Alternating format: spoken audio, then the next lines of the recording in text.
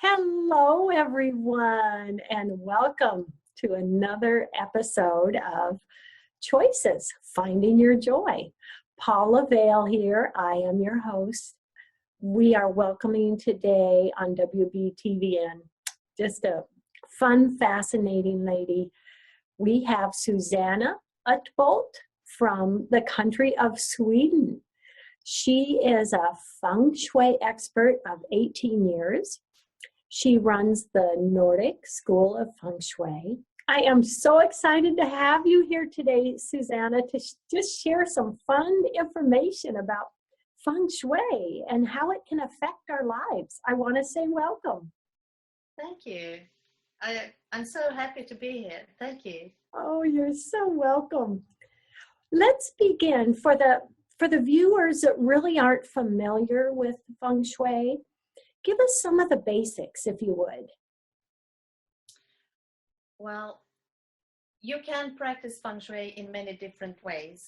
So if you are living in Asia, you are practicing it a little bit differently from where you are living in the Western countries. Because in the Western countries, we are adapting it more to interior design. So in Sweden, where I come from, it's quite common that we use it to create beautiful homes. But in Asia, it's more like for companies to bring wealth, prosperity to your company, and of course to your life in general. And that's what we want to do in Sweden as well. But we are very much into interior design and decoration in Sweden. So that's where we want to apply it firstly. I love it. Give us some example. Let's say I want to design the entryway of my home compared to design the office where I go to work every day and I want to prosper in my business. What would those differences be? The difference between the entrance and your office? Yes. Okay, and you mean your entrance to your home, Yes. home. Yes. Well, your home entrance should always, at all times, be very welcoming. So you can feel that, wow, it's so nice to come home. This is home, a homely feeling. You can have something that looks nice to enhance the energy. A potted plant, and also it depends on if you're living in a house or if you're living in an apartment, because if you're living in a house you have so much more options. Of course, you can work on the outside with potted plants and lanterns and a wreath on the door and things like that. But if you're living in an apartment, then it's a little bit more difficult because you're a bit restricted. So then you have to work inside your hallway when you have entered your home to make it welcoming. And I would say a very important thing is that it should be unblocked. The energy must be able to flow freely, because your entrance, that's the mouth of qi. You say that that's a mouth of qi. That's where the most energy comes into your house. Yes. And you were also asking about the office, your workspace. Yes. Yes. It's very important that you sit so you can see the door. So you sit with a wall behind you so you can face the door. So nobody can get in and walk up behind you and surprise you. Wow.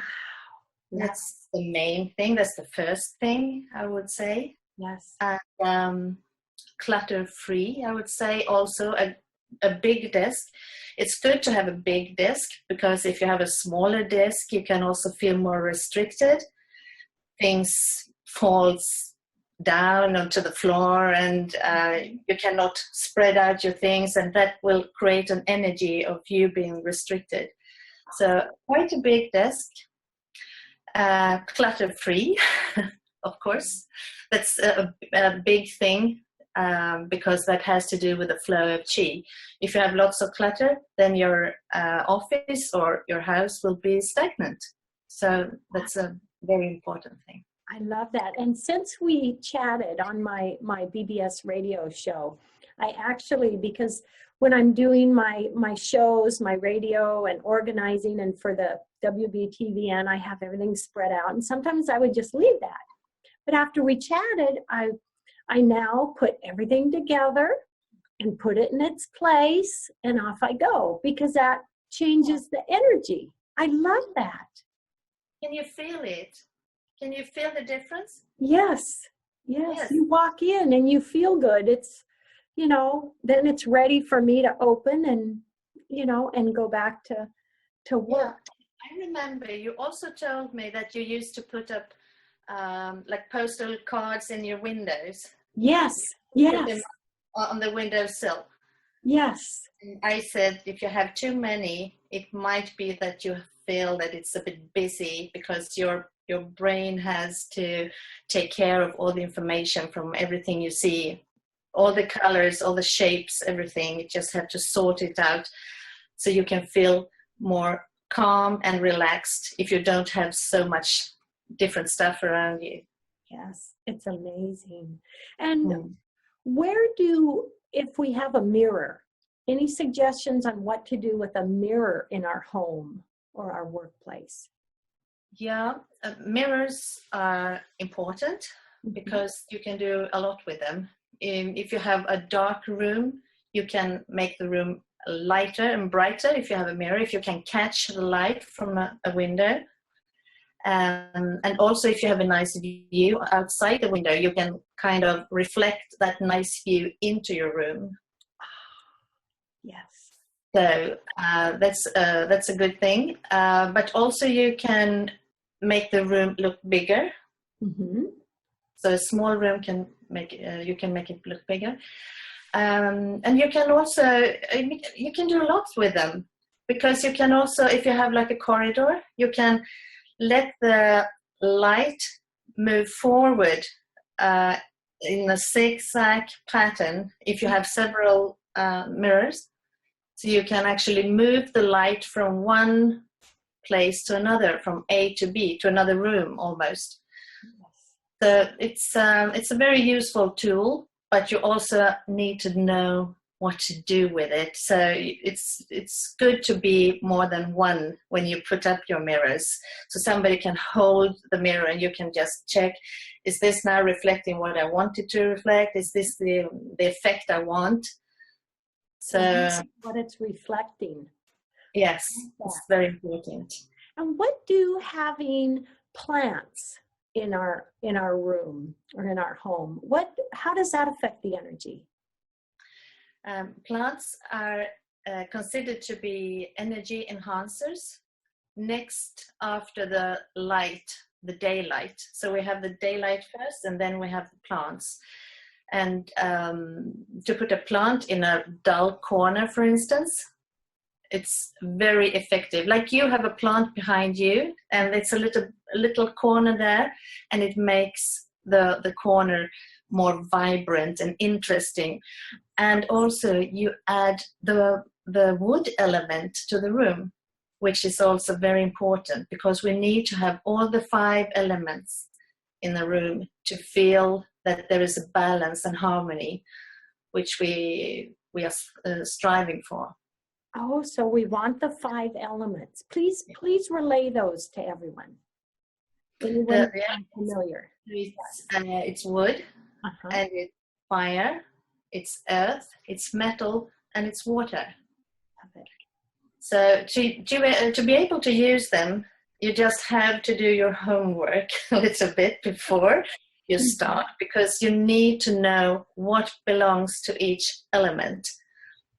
So if I can just tell you very quickly, the wood element would be plants and potted plants and fresh flowers, green colors. The fire element would be the daylight and also lamplight, fires, and red colors. The earth element would be the earth, the ground, something that is brown. The metal element, that's the metal things, of course, but it also the metal colors, and also white. So you have lots of white behind you in your room. That's the metal element. Oh. And also, I must also say the water element.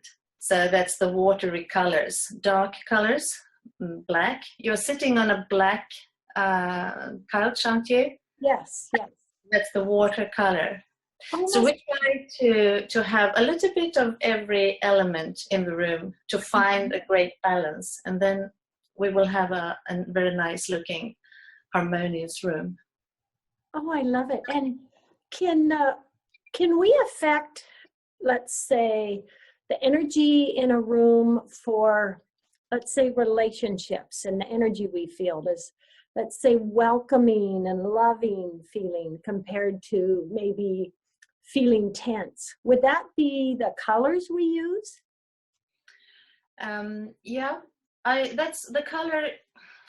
They are important, I would say, because you can look at colors from a perspective of the 5 elements, but also, which is very important, is that you can use color from a color psychology perspective, because we are affected differently from different colors.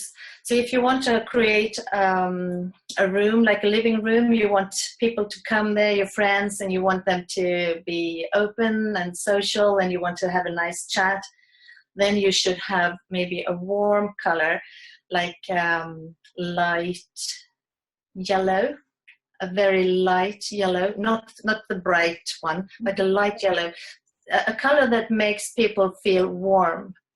So I would say it's good to avoid maybe an icy blue color, for instance, because that will make people close themselves because they are cold, and they will not be so talkative. So colors are affecting you a lot. Yes. This is also fascinating. It is, yeah. Susanna, it is. And so that's about the colors. But you can also, of course, if you want to, I don't remember what you said in the beginning, if you could enhance areas in your room. The feel of the energy as far as welcoming, a loving feeling, if certain colors or even the way the furniture is laid out, can that affect the energy and how people feel in the room? Oh yes, definitely. So everything you have in your home or in a room, could be your office, and also everywhere, you are affected by them because they are energies. They are different energies, and they are affecting you, and you are also energy. So you are kind of interacting with your environment all the time. Even sometimes you're aware of it, and sometimes you're not aware of it, but you're still affected by it. Yes. You can as well learn about it and get it the right way, kind of. Yes. Oh, I love it. I love it. Tell us a little bit about your school and the training you do, Susanna. Yeah, I have a Nordic School of Feng Shui. I didn't start it. It has been up and running since 1999. So I took over from the founder in 2010. Yes. So I have run it now almost 6 years. And I have courses, if you are interested just for your own sake, for your own home, you can have a shorter course because there's a 4-step course. And if you want to become a consultant, you can take all the 4 steps. So then you can go out there and help other people to decorate their homes and to live better lives. Oh, that is fantastic. So someone can take your course and then they can help other people take that on as a profession. I love it. I love it. It's just so fascinating. Every aspect. I know when we chatted the first time for the radio, I was so fascinated. I just fell in love with it. And I think about it quite often now. That's great. I have affected you a little really bit. Just taking those first steps, even if it's beginning with, let's say, an energy, in the entryway. And I want to ask you, you mentioned on the entryway to keep the energy clear, not to block it. what type of things would block that energy? If you have too much things there, Oh, if you're talking about let's say the entrance. the entrance, yes. So if you have too much shoes and jackets and clothes hanging there when you enter your hallway, then that's going to be a blockage. And also if you have maybe a chest of drawers and you have a footstool or something, Yes. if you have too big furniture for that kind of space, then it will be like a blockage. So you can almost feel it if the energy is able to flow freely. You can take things out and you can just step back and feel with your gut feeling, how does this feel? And you can feel that it's going to feel lighter, that the energy is going to move more freely. I love it. I love it. I know after we chatted, the entryway of my home, I do have a dresser, chest with drawers, and my husband or, myself, we'd come in and we'd just kind of throw the keys, throw everything there, maybe lay a coat for a few minutes. And ever since chatting with you, I've got just my little decoration. I keep it clear, and it does. It feels better there. It really does. Yes, exactly. Because when you come home, every day when you come home, the entrance is your first meeting with your home. So it's very important that you have this nice feeling, the nice meeting with your home every day. So if you come home and it's all cluttered and you have garbage in the hallway and things that you are going to throw out and all that, your energy is going to just disappear, and you're going to be angry and annoyed, and maybe you will argue with your husband, or you will have a bad start, so to speak. Isn't that fascinating that things like this can affect us and we don't even realize it? Yes. We can make and learning about this. Yeah. Exciting. It's very exciting. And now we have just celebrated Christmas. It's close to Christmas. And what I used to tell people is that be a little bit careful with the red color at Christmas, because the red affects us badly. If we have too much red, it's possible that we can get angry and we get flustered and hot, and we can create drama with the red. So at least in Sweden, it's very common to just decorate. You have curtains, you have tablecloths, you have everything in red, because you need the heat, kind of, because I live in a cold country. But also it can affect drama. It can create drama during Christmas, which is unnecessary, I think, because you want to be calm and relaxed and friendly and peaceful at Christmas. Yes, I love it.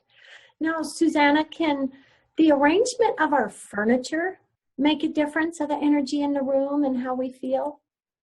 Oh, yes, definitely. The arrangement, how you put them with regards to each other, but also how many furniture you have, depending on the size of the room, and also the shape of the furniture.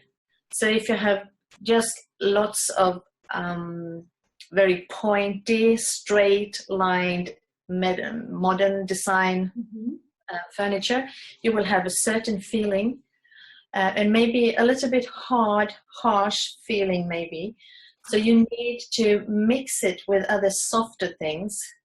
So maybe if you like that kind of style, you can soften it up with some cushions, with a throw, with carpets or potted plants and all that. So you don't have to follow a certain style. There is no style, feng shui style. And I really want to emphasize that, because many people think that, oh, this is the feng shui style, and there is nothing like that. You can use any style you want, any style you like, but it's a way of thinking when you're using that kind of style, when you're using feng shui, when you're decorating. I love it. I love it. So you can have your individual likes and what you prefer, but yet you think about feng shui and you work that into what you do with your own individual settings. Yes, definitely. Yes. So individual homes are the best. I mean, nobody wants to be a copycat. Mm-hmm. So I would really like to make people dare to be themselves. Don't follow all the trends. Just be yourself. Have the things that you love and that enhances your own chi. Oh, I love it. I love it. I love it. Yes. Oh, that is so fantastic. Yeah, it is. And also you can use it for your whole life. I mean, it's not that you just use it for a certain period of your life. Once you have learned to use it, you can use it for the rest of your life in all areas, at home, in the garden, at the office, in the garage. It's like a lifestyle. Yes. I used to call it, when I teach my students, I give them a toolbox. I show them like a toolbox. Mm-hmm. And there I put in the different tools for them to use. And they can carry this toolbox with them at all times for the rest of their lives. Oh. And it's not a heavy toolbox, but it's so great. Now, you mentioned in the gardens and outside. Give us an example, please, of how feng shui may come into play with our garden area. Well, it's the same. Indoor and outdoor, it's practically the same. I know it doesn't seem like the same. It's outdoors and indoors. But the tools are the same. The way of thinking is the same. So you want to create a welcoming entrance for your garden, because that's where your guests are coming and you are coming home every day. And you want to have a nice driveway to your front door, which should be unblocked, of course, and welcoming now. So you can put plants and all that to make a welcoming feeling. But also for the rest of the garden, you don't want to see your whole garden immediately, unless you have a very small garden. Uh-huh. But let's say you have quite a big garden. If you can see everything at once, it's not interesting, because you can just have a glance and there it is. You want to create some curiosity. So you want to create rooms in the gardens. You can walk from one room to another room and explore the garden. Mm-hmm. And that will also create a good flow of chi, a good flow of energy from room to room. So it's almost exactly as when you're working indoors. Yes, this is so fun. Another question I have to ask, with different rooms and different homes, does it make a difference what we do if, let's say, we're in a room with a low ceiling or a high ceiling or windows up above? Does any of that come into play? Everything. Oh, I love it. Yeah. Everything matters, definitely. So if you have a room with a low ceiling, it also depends on what kind of color is the ceiling. So if you have a low ceiling which is painted brown, or maybe you have a brown wooden ceiling, then you will immediately feel like you are almost want to bend down. It's like heavy. It's going to give you a feeling of pressure. Yes. But instead, if you paint that ceiling white, you will have a completely different feeling, because then it feels like, wow, this ceiling is so much higher. Yes. But also, if you have a room which has maybe 3-4 meters to the ceiling, it can be a bit difficult to create coziness in that room, because it's just too big, it's too high ceilings. So then it might feel like you are in a church. You will give a churchy feeling. Uh-huh. So you have to work with other things than to create the coziness we sometimes want, depending on what kind of room it is, of course. Sometimes we would like to have the church feeling. Mm-hmm. Depends Yes. Oh, I love it. I mean, there are just so many aspects of this. on. It has to be so fascinating and so fun. Yes, it is. And I can say something more about the ceilings. If you want to concentrate on something, if you have a very specific work you want to do, then it's better to have a lower ceiling than a higher, because the low ceiling will help you to concentrate.